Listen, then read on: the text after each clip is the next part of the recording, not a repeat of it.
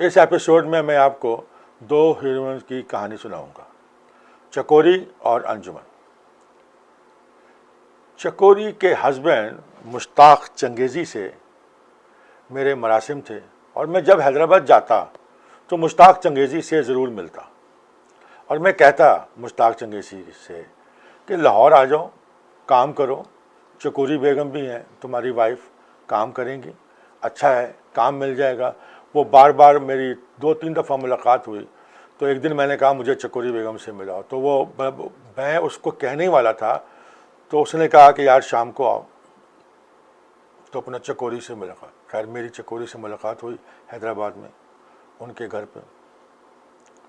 तो चकोरी ने कहा हाँ मैं भी अब सोच रही हूँ कि लाहौर आ जाऊँ। मैंने कहा आप फिक्र न करें, लाहौर आ जाएं और मैं बंदोबस्त करूँगा। खैर कोई 1 महीने के बाद मुश्ताक चंगेज़ी का फ़ोन आया मुझे कवि साहब के ऑफ़िस में, क्योंकि मैं कवि के ऑफ़िस में ही होता था।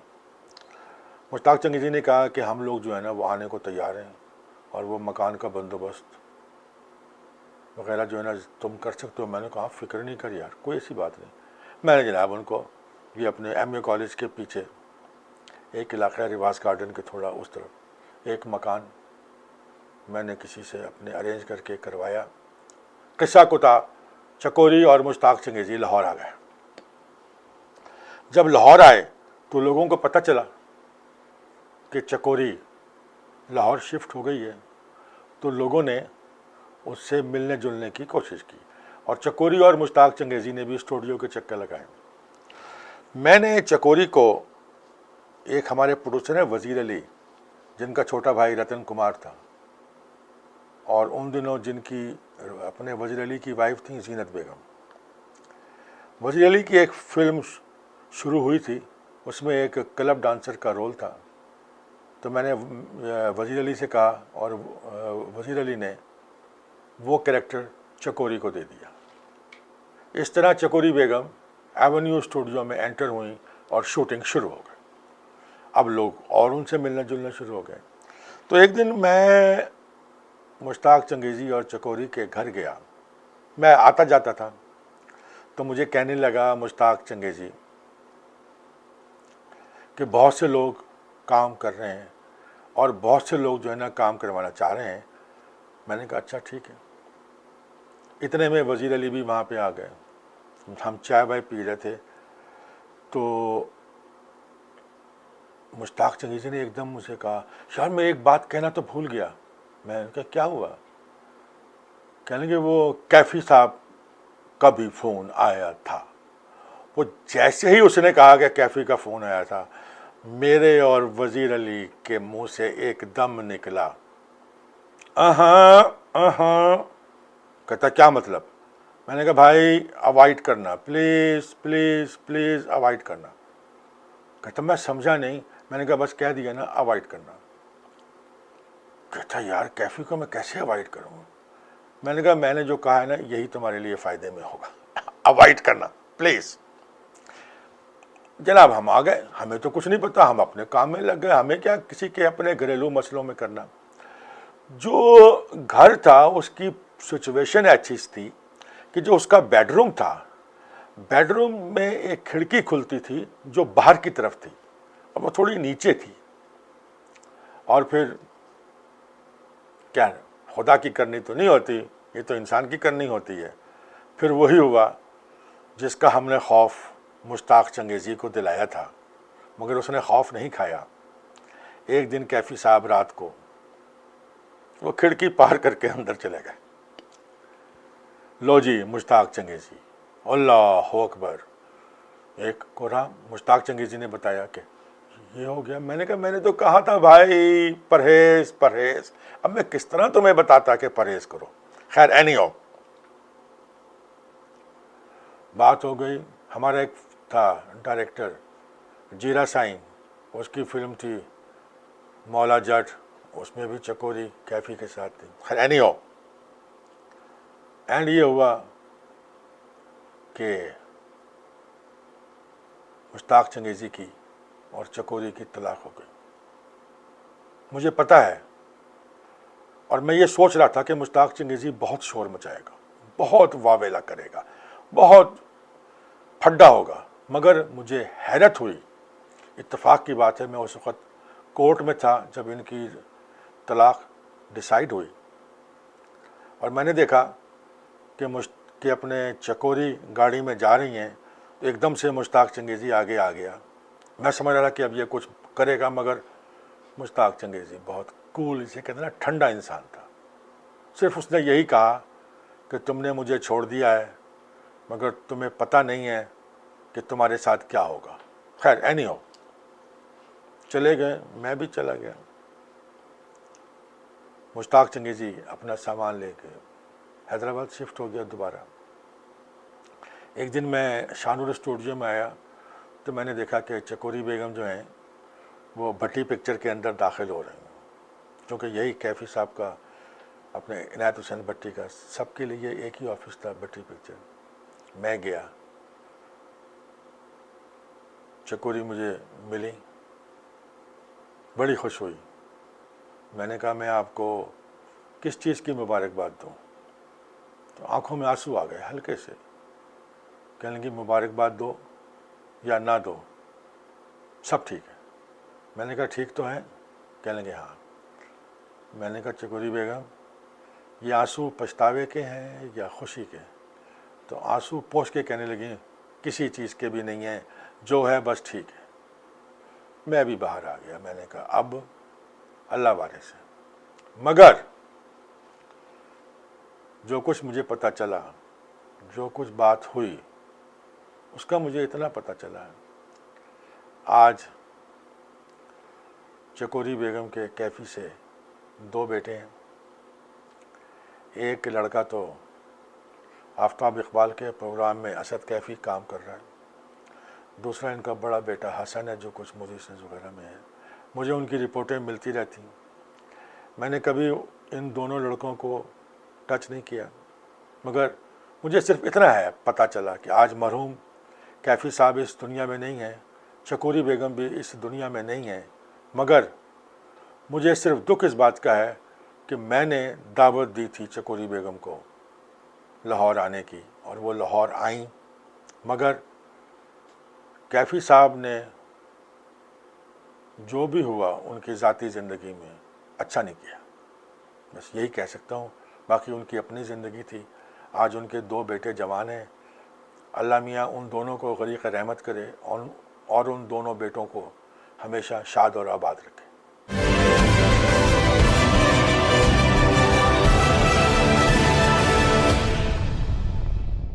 دوسری ہیروئن کی جو کہانی ہے وہ یہ ہے کہ فلم تھی آنکھوں آنکھوں میں، ڈائریکٹڈ بائی جان محمد، اور میں اس کا اسسٹنٹ تھا.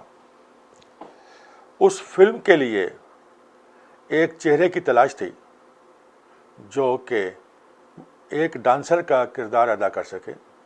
اس ڈانسر کے کردار میں ایک گانا تھا اور 2 یا 3 سین تھے. تو جان صاحب بھی تلاش کر رہے تھے، ہم بھی دیکھ رہے تھے. اتفاق کی بات ہے اس کے پروڈیوسر تھے احسان وڑائچ. تو ایک دن وہ آئے، وہ آ کے کہنے لگے یار توبہ، میں لاسٹ ویک ایک پروگرام اٹینڈ کیتا ہے، کیا کڑی سی، کیا بات ہے، کیا بات ہے. اتنی تعریفیں کیں کہ جانمت کہنے لگے پھر تو اس کو دیکھنا چاہیے. مگر جیسے ہی اس نے کہا کہ جی وہ بازار حسن چلیں گے، تو جان صاحب پیچھے ہٹ گئے. جان صاحب کہنے لگے میں نہیں جاؤں گا، میں نہیں جاؤں گا، تم آفتاب کو لے جاؤ، آفتاب کو لے جاؤ. خیر آفتاب صاحب کو کیا اعتراض ہو سکتا تھا، چلے گئے. ہم جب پہنچے تو بازار حسن جب کراس کیا پورا تو رائٹ ہینڈ کو سینما ہال تھا.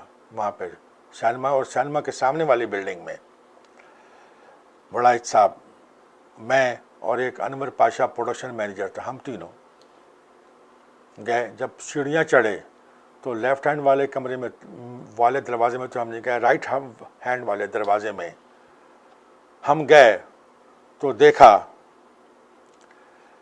کہ جو موزیشین ہے ان میں جو ہارمونیم پہ تھے وہ تھا پریمی. اور پریمی میرا بہت پرانا واقف کار تھا. اور وہ بیگ صاحب ایک ہوتے تھے، اعظم بیگ میوزک ڈائریکٹر، ان کے ساتھ وہ ایز اے اسسٹنٹ بھی کام کرتا تھا. وہ اس نے دیکھا، آؤ بسم اللہ خیر ہے. میں کہا اتنی دیر میں ہم نے دیکھا ابھی ہم اندر ہی داخل ہوئے تھے کہ ایک سفید ساڑی میں انتہائی خوبصورت، انتہائی دیدہ زیب، بڑی بڑی آنکھوں والی، ایک پھولوں کی ڈالی جیسے لچکتی ہے ایسے اندر داخل ہوئی لڑکی، اس کے ساتھ وہ ماں خالہ. خیر، ہم نے 3 یا 4 گانے سنے. گانے سننے کے بعد میں نے اس کا جو ایک ماموں تھا بہت موٹا سا تھا، اس سے میں نے کہا ذرا تم سے بات کرنی ہے. تو پیچھے بالکونی تھی، ساتھ میں کمرہ تھا، پیچھے بالکونی تھی. میں بالکونی میں لے گیا. میں نے کہا کہ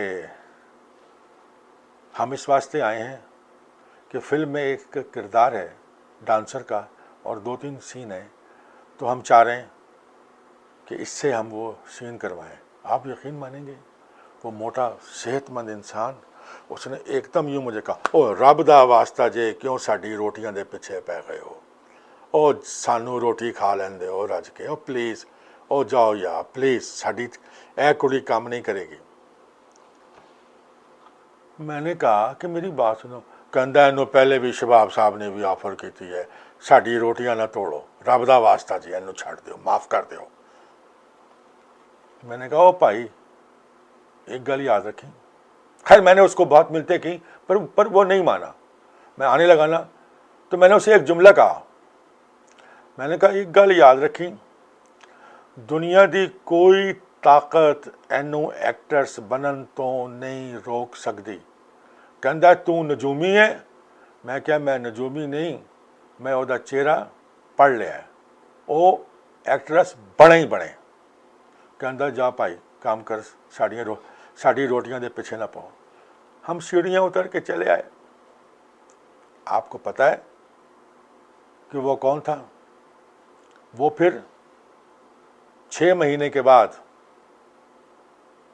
پاکستانی فلمی پردے پر جب وہ نمودار ہوئی تو لوگوں نے اسے انجمن کے نام سے پہچانا. اور پھر اس لڑکی نے، اس انجمن نے پیچھے مڑ کے نہیں دیکھا. کیونکہ ہم تو کہتے ہیں نا کہ ہم وہاں گئے تھے بازار حسن اور وہ اوپر گئے تھے. وہ پہلی دفعہ انجمن نے ہی یہ اسٹارٹ کیا تھا کہ کوئی آدمی کوٹھا نہ کہے بلکہ آفس کہے. تو وہ ہمیشہ کہا کرتی تھی آفس میں، یہ میرا آفس، میں اس آفس میں آتی ہوں، میں آفس میں جاتی ہوں. تو آپ نے دیکھا کہ اسٹارٹ انسان کا کیا ہوتا ہے اور کس طرح ہوتا ہے. اور آج انجمن اپنا فلمی سفر ختم کر چکی ہے، مگر انجمن کا دور انجمن نے ایک یادگار اننگ کھیلی ہے، ایک یادگار اننگ کھیلی ہے جو پاکستان کے فلم بینوں کو کبھی نہیں بھلائی جائے گی. اور ایک بات بتا دوں، انجمن اس سے بھی زیادہ ڈیزرو کرتی تھی. بہت خوبصورت، بہت اچھی فنکارہ. جیتی رہو، بڑھتی رہو.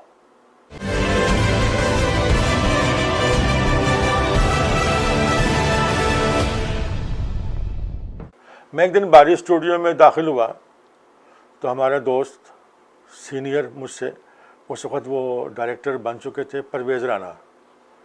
تو پرویز رانا نے مجھے دیکھا تو مجھے کہنے لگا یار آفتاب کی کر رہے ہیں آج کل؟ میں کیا ایک فلم ہے ہے. کہنے لگا یار وہ اپنے میرے بڑے برا بشیر رانے نے فلم شروع کی تھی ہے تو یار وہ نال تو کام کر لیں. اتنے میں دیکھا تو سامنے سے بشیر آ رہے ہیں، بشیر رانا.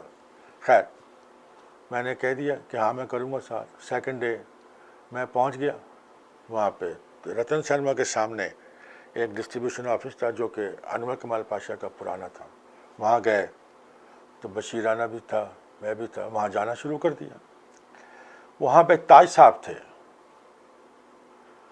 جو کہ اس دفتر کے مالک تھے، اور تاج صاحب نے فلم شروع کی تھی اور جس کے ڈائریکٹر تھے بشیر رانا. خیر چند دنوں میں یہ بھید کھلا کہ تاج صاحب کے جو بھائی ہیں بڑے مسعود، وہ اپنے اکاؤنٹنٹ ہیں ایونیو اسٹوڈیو میں، ایونیو پکچرز میں. پھر اس کے بعد ایک اور بھید کھلا کہ تاج صاحب پنجاب پکچر میں اعجاز درانی اور مسعود صاحب کی جو اپنے پنجاب پکچر تھی اس میں وہ ایز اے کلرک کام کرتے تھے. اعجاز کی جو سزا ہوئی تھی انگلینڈ میں تو اس کا فائدہ اٹھاتے ہوئے تاج صاحب اب آل ان آل تھے پنجاب پکچرز کی, اور انہوں نے یہاں پہ اپنی فلم شروع کی تھی. خیر ہمیں کیا, چلتا رہا کام, بات چلتی رہی, بات ہوتی رہی. فلم دوپہر کو ہم لوگ کھانا کھایا کرتے تھے, تو کھانے کا جب ٹائم ہوا تو تاج صاحب کہنے لگے کہ نہیں آج یہ کھانا کروں آئے گا. بشیر رانا نے, میں نے, ہم نے کہا ٹھیک ہے کھانا کوئی گل نہیں, کھانا کروں آئے گا. کوئی آدھے گھنٹے کے بعد ہم نے دیکھا کہ لائٹ بلو ٹائپ کی نا, ہلکی آسمانی رنگ کی ایک مرسیڈیز گاڑی کا بونٹ دروازے کے سامنے آیا. ڈرائیور نے 3 4 5 اتنا بڑا ٹفن نکال آ کے دیکھا. جب وہ ڈرائیور آیا اور وہ گاڑی دیکھی تو وہ تو فردوس بیگم کی تھی. میں نے کہا ہے؟ بشیر رانا نے مجھے دیکھ کے نہ اشارہ کیا, چپ. خیر کھانا آیا, تاج صاحب باہر گئے. کروں آئے گا مطلب اب ان کا گھر فردوس کا گھر تھا. تو معلوم یہ ہوا کہ اعجاز کے دفتر پر کنٹرول سنبھالنے کے بعد انہی نے اعجاز کی محبوبہ کو بھی کنٹرول کر لیا. خیر ہمیں کیا, ہمارے لیے کوئی یہ اتنی بڑی بات نہیں تھی, مگر احساس ضرور تھا کہ کیا ہوا, اس طرح کیا اس طرح بھی ہوتا ہے کہ آفس کا کلرک اگر اعجاز چلا گیا اور بدقسمتی سے اس کو سزا ہو گئی تو اتنا ہو گیا کہ دفتر پہ بھی قبضہ کر لیا, اور پھر اس عورت نے بھی اس کا ساتھ دینا شروع کر دیا. اسی ششا پنج میں تھے, مگر میں پھر دوبارہ دفتر نہیں گیا. میں نے کہا بشیر رانا میں نہیں کر سکتا, یہ کام مجھے اچھا نہیں لگا, اور میں نہ کبھی اس دفتر میں آئندہ آؤں گا. تو ساتھیوں یہی ہوا. اعجاز صاحب اپنی سزا پوری کر کے واپس آئے. جب وہ پاکستان آئے انہی نے تاج سے اپنا پنجاب پکچر واپس لیا, ہر چیز واپس لی سوائے فردوس کے,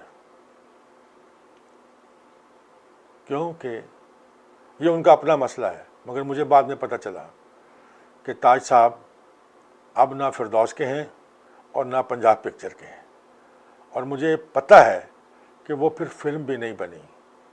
تو اس طرح کی کہانیاں پاکستان فلم انڈسٹری میں ایسے وقوع پذیر ہوتی تھیں کہ جن کا لوگوں کو پتہ نہیں چلتا تھا. مگر دوستوں آج یہ کہانی آپ کے سامنے ہے.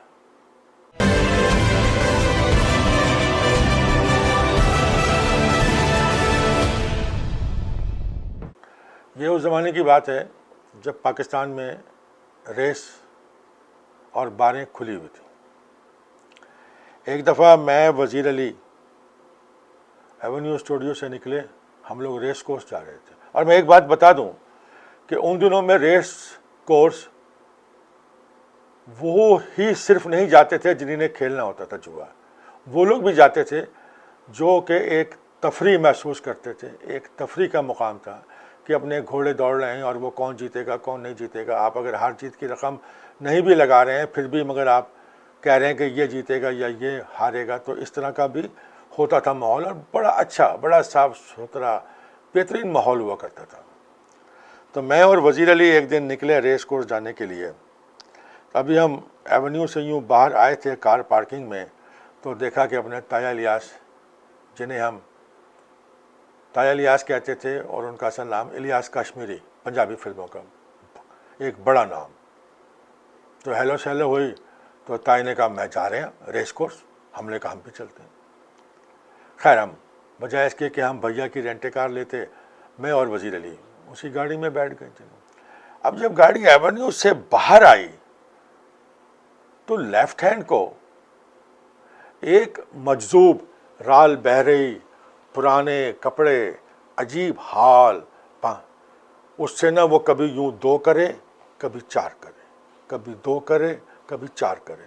ہم نے گاڑی پاس کی تو ایک دم سے تایا نے اپنے ڈرائیور سے کہا اے پیچھے مڑ پیچھے مڑ. وہ ڈرائیور نے گاڑی بیک کی تو اس نے تایا نے یوں دیکھا اس کی طرف. اس نے پھر کہا 2 4 2 4. اس کے بعد وہ نے کہا چل. گاڑی چلی گئی. ہمیں کیا پتا کہ پاگل ہے. خیر بات ختم ہو گئی. ہم لوگ چلے گئے.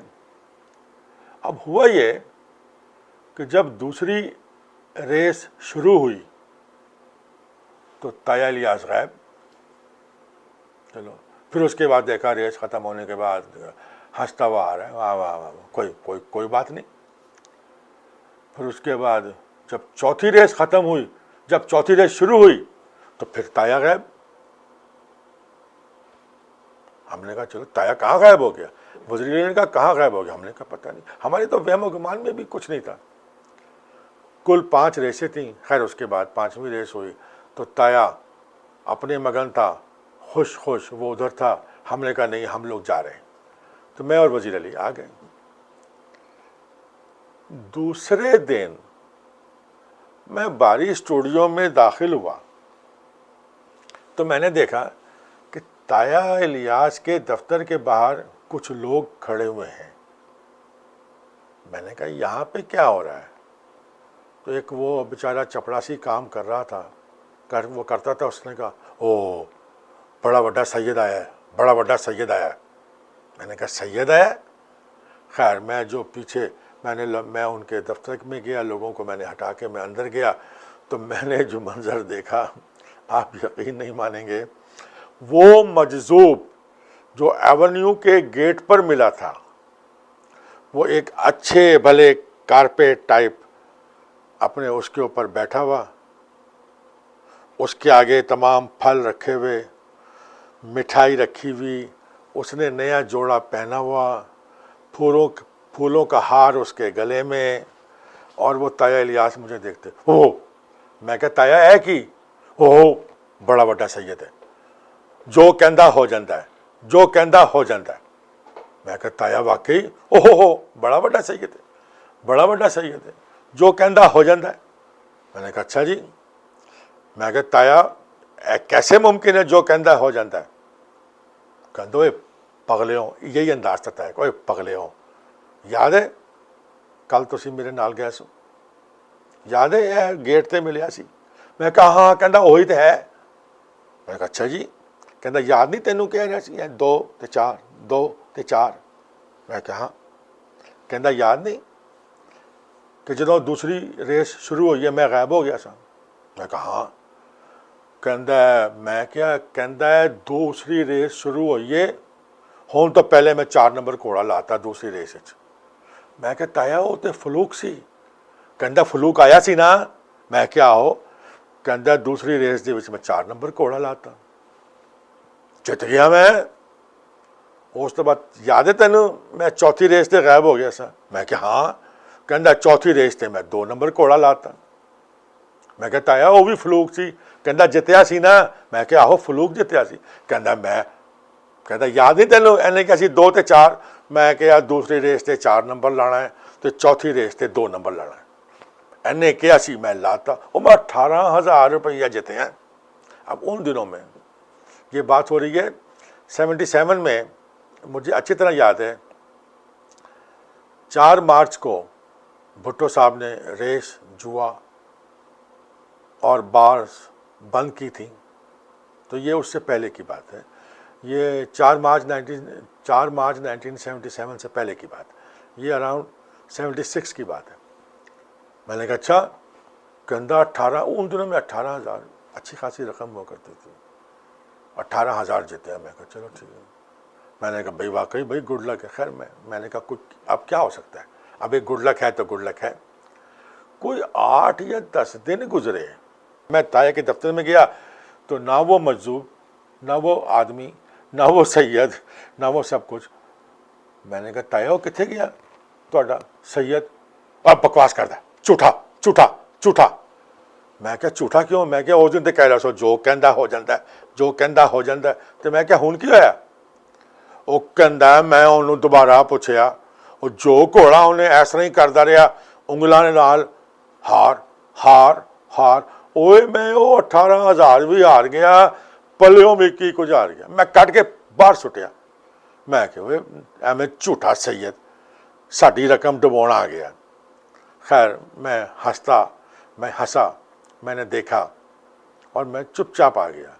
जब मैं बारी स्टूडियो से वॉक करता हुआ शाहनूर स्टूडियो में दाखिल होने लगा तो वही मजजूब नए जोड़े में एक हार जो तकरीबन मुरझा रहा था उसके गले में था, और उसी तरह ही वो इशारे कर रहा था, कभी 2, कभी 4, कभी 2, कभी 4।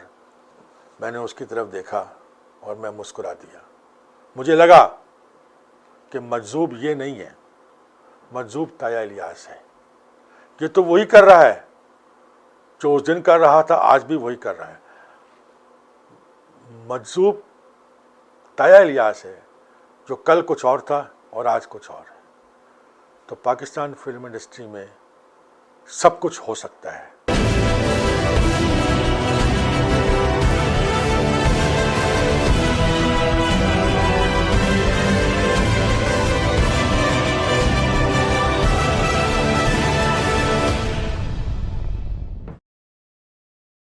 सत्तर की दहाई पाकिस्तान फिल्म इंडस्ट्री का वो कामयाब दौर था जिसकी मिसाल कहीं नहीं मिलती और कभी भी नहीं मिलेगी। 70 से लेकर 80 तक पाकिस्तान फिल्म इंडस्ट्री में वो रौनक थी, वो गहमा गहमी थी कि आप लोग सोच भी नहीं सकते, आप लोग सोच भी नहीं सकते। आप यकीन माने ये वो दौर था कि जब मिसालन नहीं हकीकतन कि अगर किसी का शरबत ज़्यादा बिक गया है तो वो प्रोड्यूसर, किसी का हलीम ज़्यादा बिक गया है वो प्रोड्यूसर, किसी का बाप मर गया है तो वो ज़मीन बेचकर प्रोड्यूसर, किसी का आप यकीन माने कि रिश्वत ज़्यादा मिल गई है वो प्रोड्यूसर। यानी कि कहीं से भी किसी को पैसा आया है तो उसने सबसे पहले स्टूडियो का रुख किया कि फिल्म बनानी है, फिल्म बनानी है बस, और फिल्म के अलावा कुछ नहीं करना। आप यकीन माने कि शाम को एवेन्यू स्टूडियो, बारी स्टूडियो और वो शाहनूर स्टूडियो में इतना रश होता था कि आदमी का चलना मुहाल होता था। एवेन्यू स्टूडियो के फव्वारे पे एक्टर, प्रोड्यूसर्स, डायरेक्टर और चारों तरफ तमाम कमरे फुल और रौनक ही रौनक। और उस दौर में मैं एक डायरेक्टर के साथ नहीं बल्कि मैं कई डायरेक्टरों के साथ काम करता था, और मुझे पता था कि ये फिल्में बनेंगी नहीं। इन फिल्मों को हम कहते थे किचन फिल्म ना, कि जिनसे किचन चलेगा, सबको पैसे मिलेंगे, सबका वो काम होगा। और होता क्या था कि उन दिनों नए डायरेक्टर थे, नए डायरेक्टरों को फिल्में मिलती थी, अपने प्रोड्यूसर भी नए थे, जो प्रोफेशनल काम कर रहे हैं वो तो कर रहे हैं। अब ये बात कर रहा हूँ नए लोगों की जो आ रहे हैं शौक़ में, कि जिनको किसी एक्टर का शौक़ है, जिनको ये शौक़ है जी किसी एक्ट्रेस के साथ तस्वीर खिंचवा लें, किसी के साथ ये कर लें। ऐसा भी हमने देखा है कि फ़िल्म शुरू हुई, मालूम हुआ कि हीरो के पास 1.5 लाख रुपया था, उसने उस 1.5 लाख के हीरोइन को पिछले अपने पहले हफ्ते में ही कपड़े दिलवा दिए और घर चला गया। तो ऐसे ऐसे वाक़यात। एक दिन मैं ग्वालमंडी मेरा जाना हुआ तो किसी ने कहा मुझे कि यार इनको बड़ा फिल्म का शौक़ है, तो वो मेरे सामने यूँ आया। मैं क्या ना कि ये ਤੁਹਾਡਾ? कहता जूनी गुजर। अच्छा, मैं क्या कि शौक़ है फिल्म का? नहीं, मैं आप आवांगा फिल्म में। मैं क्या अच्छा, मैं क्या जूनी साहब छੱਡ ਦਿਓ, फिल्म शुरू करो। खैर मैं उन दिनों हफीज़ अहमद के साथ रह रहा था। मैं और हफीज़ अहमद साथ रहते थे, जो अपने मशहूर जिनकी कहानी थी और फिल्म थी जुल्म दा बदला। तो मैंने उसे कहा कि तुम कल आओ। तो वो जूनी गुज्जर अपने 3 आदमियों के साथ यूँ लहराता लहराता आया। खैर जनाब हफीज़ साहब से मैंने मिलाया, बात हुई, क्योंकि मैं लाया था।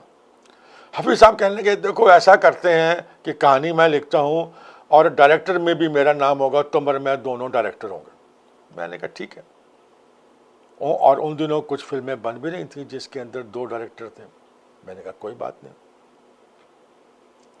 جونی گجر کو اب سمجھانا مشکل تھا کہ بھائی تو نہیں ہیرو آئے گا, خدا کے لیے فلم کو بننے دے.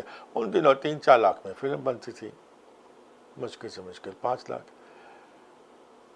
بات جہاں پہ شروع ہوئی اس کو بڑی مشکل سے منایا کہ خدا کے لیے تو ہیرو مت آ. خیر آخر کو یہ کہہ کے وہ اپنے باز آیا کہ نیکسٹ فلم میں میں خود کام کروں گا. ہم نے کہا ہاں خود کام کروں گا. اس فلم کا نام تھا گنگو پتر مادا. کہانی حفیظ احمد کی اور ڈائریکٹر آفتاب زیدی اور حفیظ احمد. چند دنوں کے بعد ہم ساتھ رہ رہے تھے. چند دنوں کے بعد میں نے دیکھا کہ حفیظ صاحب کا رویہ بدل رہا ہے. وہ جس طرح نہیں ہوتا کہ بادل آیا تھا برسا چلا گیا, کچھ موسم بدل رہا ہے. آفٹر آل میں بھی فلم لائن میں کام کرتا تھا. میں نے کہا حفیظ صاحب کیا بات ہے یار, نہیں میں ایک مشورہ دینا یار, میرا بڑا نا ہے تو یار عجیب جہا لگے گا حفیظ احمد تے آفتاب زیدی اس طرح کر اے فلم مینو کرن دے رائٹر ڈائریکٹر تے تو ایسوسیٹ ڈائریکٹر ہے میرے نال تو ہی کرنا. میں نے پھر اس کو حفیظ احمد کو ایک جملہ کہا. میں نے کہا حفیظ صاحب آپ کو تو ڈائریکشن نہیں آتی. کہنے لگے نہیں میں رائٹر ہوں. میں نے کہا دیکھو رائٹر آپ تھے ظلم دا بدلہ کے اور اس کا ڈائریکٹر تھا کیفی. پلیز کہانی لکھنا اور چیز ہے, ڈائریکشن اور چیز ہے. خیر اس نے میری بات کو درگزر کیا. میں نے بھی سوچا, میں نے کہا نہیں کوئی بات نہیں. میں نے کہا کوئی بات نہیں. میں نے کہا کہ جب فلم شروع ہوئی تو میں نے جب دیکھا رویہ وہ اپنے جس طرح کی وہ ڈائریکشن کر رہے تھے, میں نے اسی کو غنیمت سمجھا کہ عزت سادات کو اس کے ہاتھوں بچا لیا جائے. اور میں نے وہ عزت سادات حفیظ صاحب کے ہاتھوں سے بچا لی اور میں چپ چاپ کنارہ کش ہو گیا. میں نے کہا نہیں حفیظ صاحب آپ جانیں اور آپ کا کام جانیں. اور پھر وہی ہوا کہ وہ فلم بنی تو مگر جتنی ڈیڈ فلاپ ہوئی کیونکہ نہ اس میں ڈائریکشن تھی اور نہ اس میں وہ چیزیں تھیں جو کہ پبلک کو پسند ہیں. اور پھر جو سب سے مین چیز تھا جس پر میں نے اعتراض کیا تھا کہ گنگو پتر مادا, یعنی کہ وہ جو گنگو ہے اس کی ماں ریپ ہوتی ہے 6-7 ڈاکوؤں کے ہاتھوں, تو یہ بچہ پیدا ہوتا ہے. تو that was not a acceptable کسی کے لیے بھی, نہ فلم بین کے لیے, نہ ہمارے لیے, نہ کسی کے لیے. تو میں الگ ہو گیا. میں نے کہا نہیں حفیظ صاحب آپ جانیں آپ کا کام جانیں. تو اس طرح میرا وہ اپنے جونی گجر کو لے کے آیا. جونی گجر نے فلم شروع کی اور حفیظ صاحب کے ذمے ڈیڈ فلاپ فلم آئی. تو دوستوں اسی ناطے سے ایک بات آپ سے کہانی اور بڑی عجیب کہانی میں آپ کے سامنے اس وقت پیش کر رہا ہوں. بڑے بڑے ہیرو گزرے ہیں جن میں ایک ہیرو پاکستان فلم انڈسٹری کا ایسا تھا کہ جس کی کنٹینیوٹی تھی کہ وہ یوں مونچھ اتار کے یوں ہاتھ میں دے دیتا تھا. اے ذرا ہاتھ کرے نا, ذرا یہ تیرے مونچھ, کسی بھی بات ہو, برا مان جائے, پیسے نہ ہوں, کوئی بھی بات ہو. اس اداکار کا نام تھا یوسف خان. ایک دن میں شانور اسٹوڈیو میں تھا تو میں نے دیکھا سامنے سے شوکت حسین رضوی صاحب کا چھوٹا بیٹا اچھو, اصغر حسین رضوی, وہ آ رہے ہیں. تو جو ان کا انداز تھا, میاں آفتاب کیا کر رہے ہو؟ میں نے کہا کام کاج کر رہا ہوں. تو تم آج رات کیا کر رہے ہو؟ میں نے کہا میں آج رات کچھ نہیں کر رہا. کہنے لگے آج اور کل یار یہ میری فلم اتھرا کا جو ہے نا سیٹ لگا ہوا ہے, خواجہ سرفراز ڈائریکٹر ہیں, تو ذرا تم کام کر لو ساتھ میں ان کے. میں نے کہا اچھا.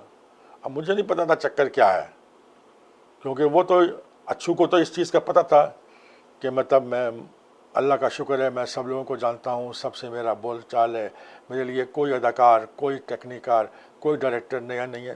تو میں نے کہا خواجہ سرفراز, میں کہہ دوں گا خواجہ سرفراز کو, جب پلیز تم ذرا کر لو بھائی, تم کر لو جو اچھو کا انداز تھا. میں نے کہا ٹھیک ہے. شام کو میں آ گیا. جب میں شام کو آیا, سیٹ 4 نمبر شاہنور اسٹوڈیو کے فلور پہ سیٹ لگا ہوا تھا. پروڈیوسر اچھو تھا, جو اسٹوڈیو کا مالک ہے, جو اسٹوڈیو کے مالک کا بیٹا. یوسف خان صاحب اس میں تھے. تو تاج ملک کا کمرہ تھا, ساؤنڈ ریکارڈسٹ تاج ملک کا کمرہ. تو اس کے برابر میں وہ اپنے میک اپ تاج محل وہاں بیٹھے ہوئے, انہیں نے مونچھیں لگائیں. مونچھیں لگانے کے بعد ٹچ کیا اپنے آپ کو سب. اس کے بعد میں آیا, میں نے کہا ہاں جی آ جائیں. اچھا آفتاب تم؟ میں کہا ہاں جی. اچھو نے کیا سی 2 دن سے آ جائے. تو میں کر رہا. اچھا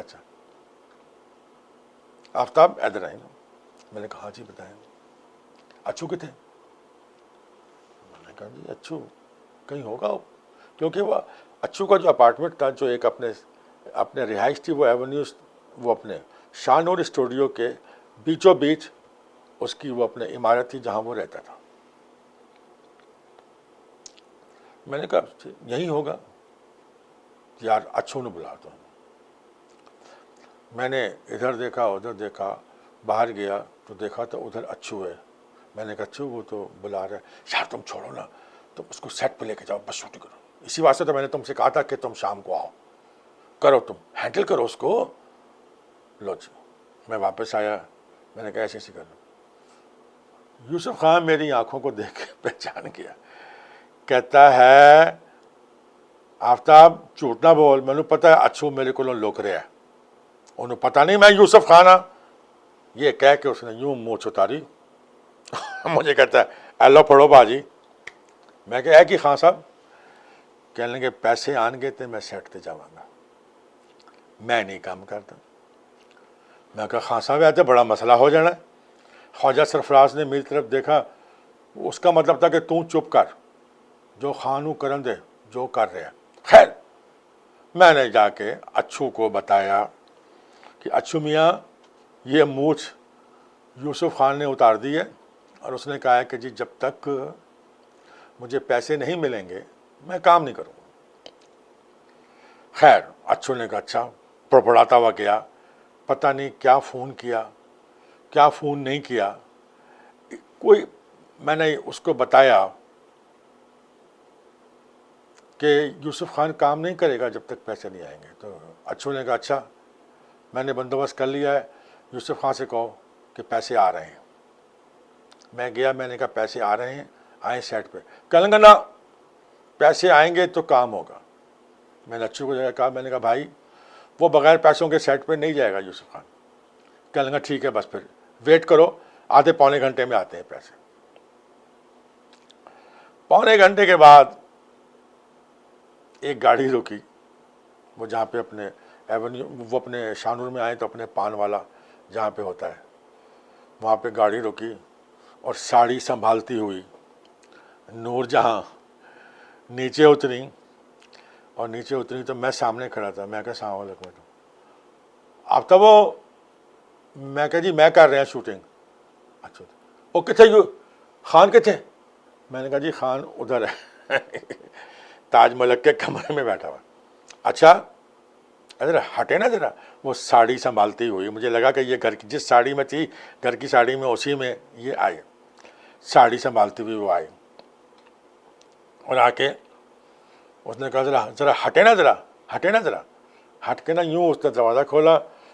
نور جہاں نے بلاؤز میں سے 10,000 روپے نکالے. انہوں نے کہا ہاں صاحب شوٹنگ نہیں کرنی میرے پتر دی جب تک پیسے نہ ملن. ہیں جی اے لو 10,000 روپیہ, ہوں جاؤ شوٹنگ کرو. لگا یوسف خان کے منہ میں جھاگ بننا شروع ہو گیا. انہوں نے کہا نہیں خان صاحب پیسے پھڑو تو شوٹنگ کرو. تو ایک گزارش ہے میری, اے شوٹنگ ختم کر کے ذرا میرے لانا. او یار آفتاب کی کرتا تم, کی کرتا. میں کہا جی تسی کیا سی یار, اچھو کڈا بے وقوف آدمی ہے. میں انہوں کیا سی تو اپنے میڈم نو بلا لے, انہیں حرکت کی تھی. میں اور یار پیسے رکھ. میں کہا جی نہیں کرو پیسے. اس نے پھر ایسے ہونہار بچے کی طرح شوٹنگ کی, ਸ਼ੂਟਿੰਗ ਜਦ ਖਤਮ ਹੋਈ ਕਹਿੰਦਾ ਲਓ ਇੱਕਦਮ ਕਹਿੰਦਾ ਲਓ ਪ੍ਰੋਬਲਮ ਪੈ ਗਈ। ਉਹ ਯਾਰ ਮੈਂ ਕਿਹਾ ਸੀ ਪੈਸਿਆਂ ਤੋਂ ਬਗੈਰ ਸ਼ੂਟਿੰਗ ਨਹੀਂ ਕਰਾਂਗਾ, ਹੁਣ ਮੈਨੂੰ ਪੱਲਿਓਂ ਪੈਸੇ ਦੇਣੇ ਪੈਣੇ, ਤਦ ਜਾ ਕੇ ਮੇਰੀ ਖਲਾਸੀ ਹੋਣੀ ਹੈ। اور ਤੁਹਾਡਾ اللہ ਭਲਾ کرے। ਤੁਸੀਂ ਲੋਕਾਂ نے کی کرتا؟ تو یہ ہے نور جہاں کی کہانی جس سے بڑے بڑوں کا دم نکلتا تھا۔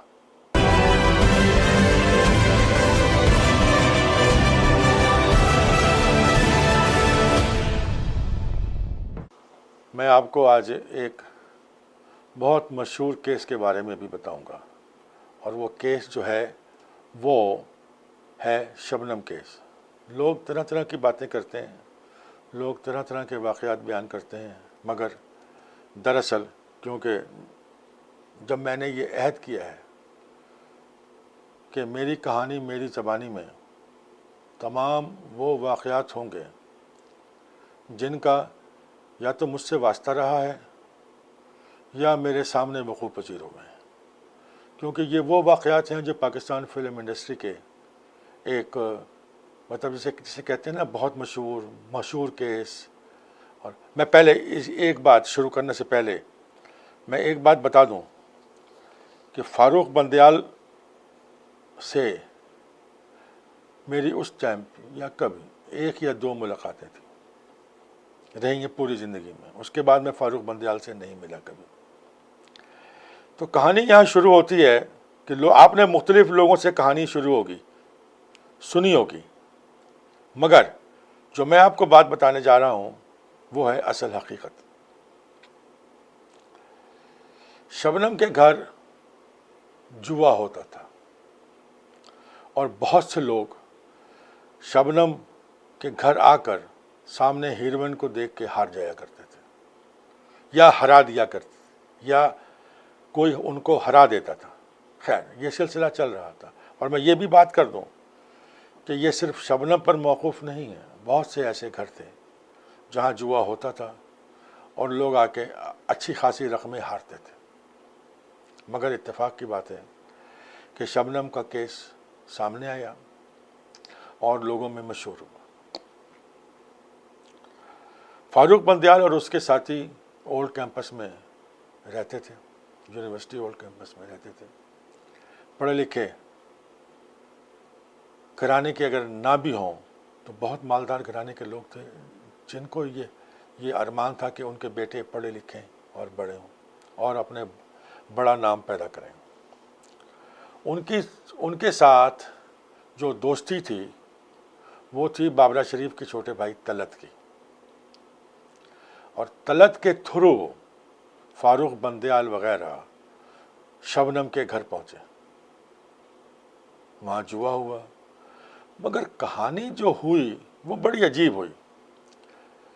وہ کہانی یہ ہوئی کہ وہ ایک دن جیتتے 4 دن ہار جاتے، 3 دن جیتتے 3 دفعہ جیتتے 8 دفعہ ہار جاتے۔ قصہ کتا انہی نے یہ سمجھ لیا کہ ان کے ساتھ بے ایمانی ہو رہی ہے، اور لگاتار بے ایمانی ہو رہی ہے۔ اب وہ نوجوان لڑکے جو اولڈ کیمپس میں رہ رہے تھے، مالدار گھرانے کے بھی تھے، صاحب حیثیت ماں باپ کی اولادیں بھی تھے، اور ایک پنجاب کا پانی بھی تھا۔ انہوں نے کہا یار یہ کیا ہو رہا ہے؟ تو پھر ایک دن انہوں نے جو پلان بنایا وہ میں ڈسکس نہیں کرنا چاہ رہا، وہ پلان ہوا، اور اس کے بعد جو بھی بات آئی لوگوں کے سامنے آئی، لوگوں نے اس کو طرح طرح کے رنگ دیے، مگر میں جو بات جانتا ہوں وہ یہ جانتا ہوں، جب آپ ایک پاکستان فلم انڈسٹری کی ہیروئن ہیں، جب آپ کا ایک نام ہے، تو آپ کیسے ایک اولڈ کیمپس میں رہنے والے نوجوان لڑکوں کو اپنے گھر بلا کے ان کے ساتھ جوا کھیل رہے ہیں؟ کیسے آپ ان کو مسلسل ہرا رہے ہیں؟ کیسے آپ نے لاکھوں روپے جیت لیے؟ اب ان بچوں کے لیے، ان نوجوانوں کے لیے تو ایک بڑا مسئلہ بن گیا۔ آخر انہی نے کیا، بالکل انہی نے غلط کیا، بالکل انہی نے غلط کیا، مگر میں اس بات پر 100% ایگری نہیں کرتا کہ کسی بھی ہیروئن کو یہ زیب دیتا ہے کہ وہ اپنے گھر بلا کے لوگوں کو، نوجوانوں کو اور اسٹوڈنٹس کو اس طرح لوٹے۔ تو بات دراصل یہ ہے، کیس تو ہے، بات تو بری ہے، مگر کیا کروں، بات تو ہوئی ہے۔ اس کو مجھے ہی نہیں، آپ کو ہی نہیں، ان اداکاراؤں کو بھی سوچنا چاہیے جو اتفاق سے بچ گئی ہیں، مگر کام وہی کر رہی تھیں جو شبنم کا تھا۔ اب پچھتاوے کیا ہوا جب چڑیاں چگ گئیں کھیت۔ تو یہ ہے اصل حقیقت۔ آپ وہ کام نہ کریں جس سے آپ کو ایک بہت بڑے واقعے سے گزرنا پڑے، کیونکہ آپ کو نہیں پتہ ہوتا کہ آپ جن لوگوں کے ساتھ ڈیل کر رہی ہیں، آپ جو کچھ کر رہی ہیں وہ تو آپ کر رہی ہیں پیسوں کی خاطر، اور اس کے بعد وہ کیا کریں گے شبنم کو نہیں پتہ تھا۔ آخر وہی ہوا جو نہیں ہونا چاہیے تھا۔ آج شبنم بنگلہ دیش جا چکی ہے، جو بھی ہے جیسا بھی ہے، واقعہ گم ہو چکا ہے، مگر میری یادوں میں ابھی بھی زندہ ہے۔ ایسا نہ ہوتا تو بہتر ہے۔